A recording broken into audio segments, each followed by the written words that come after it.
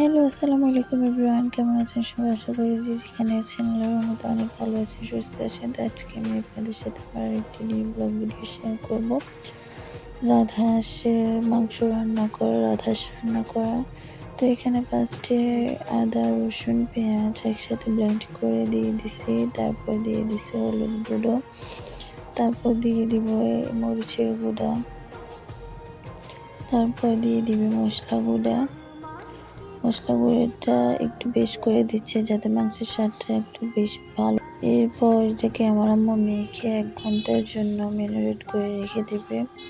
1 ঘন্টার পর এটাকে আমার আম্মু জালে বসাবে। এই যে দেখেন কত সুন্দরভাবে এটাকে মাখা হয়েছে, সাথে একটু পানিও দিয়ে দিছে।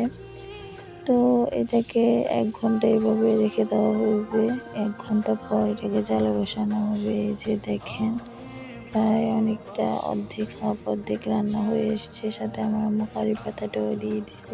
আপনারাও এইভাবে রান্না করে খেয়ে দেখবেন, অনেক মজা হয়। কারি পাতাটা দিলে আসলে অনেকটা মজা হয়। তো এই যে দেখেন আমার আম্মু ভালোভাবে মিক্স করে নিচ্ছে। মিক্স করে নেওয়ার পর এটাকে আমার আম্মু ঢেকে রাখবে আরো ভালোভাবে জাল করার জন্য। তো আমার মাংসটা পুরোপুরি রান্না করা হয়ে গেছে। এই যে দেখেন। তো আমার ভিডিওটি যদি ভালো লেগে থাকে আমার চ্যানেলটি সাবস্ক্রাইব করে লাইক কমেন্ট শেয়ার করে আমার চ্যানেলের পাশে থাকবেন। আসসালামু আলাইকুম।